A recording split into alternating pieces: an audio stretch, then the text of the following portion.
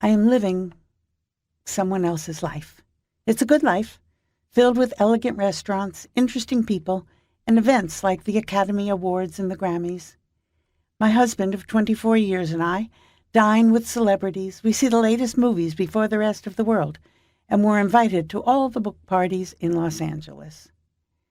Because of his job as an editorial consultant to some top magazines, we've been able to create a life that is privileged and glamorous. But now that I'm there, I realize I don't like feeling privileged, and I'm uncomfortable with glamour. I'm living in a designer world that has been designed for someone I no longer am.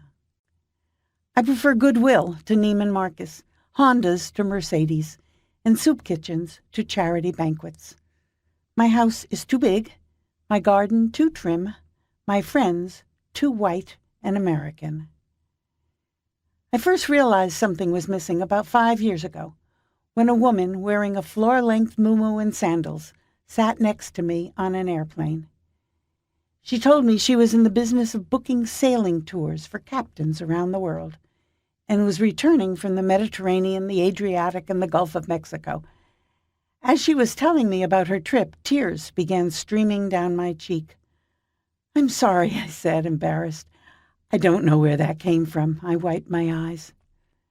But I did know. I was crying for my lost spirit. As the woman spoke, I remembered that once I dreamed of sailing around the world, of paddling down the Amazon, of sitting around a fire with tribal people and sharing their food and their lives. I had loved the person who had those dreams. She was daring and idealistic, and gone. My husband had no interest in boats or tribal cultures.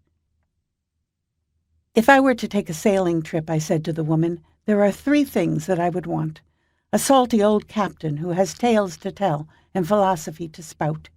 A crew that likes to sing in a place that is rich in experiences. I hate lying around on beaches."